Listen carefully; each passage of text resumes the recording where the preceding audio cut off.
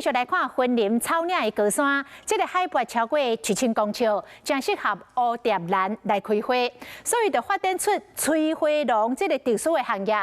在地人李汉良原本是游览车的司机，尾也改来做催花农。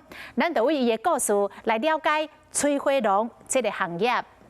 详细说明要安怎判断蝴蝶兰的产业，这是住伫草岭做催花工课李汉良，伊讲也未种花进前，伊是咧做观光产业，带人游览草岭的风景区。载人去佚佗风景区，就好伊地动了，有游演赛湖，才佫改道来做船夫开船，载人去游哦。李汉良讲，因为蝴蝶兰开花时需要温差较大的环境，草岭的高山地区就正适合做这个工课。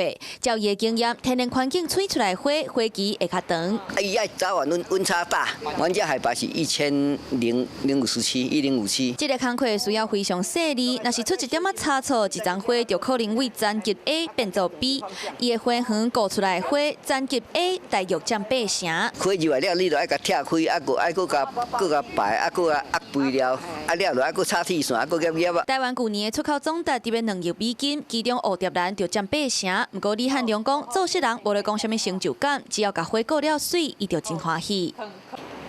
Hello， 我是蒋欣梅。想要抢先掌握最及时的新闻资讯吗？赶快订阅、按赞、开启小铃铛，锁定华视新闻 YouTube 频道。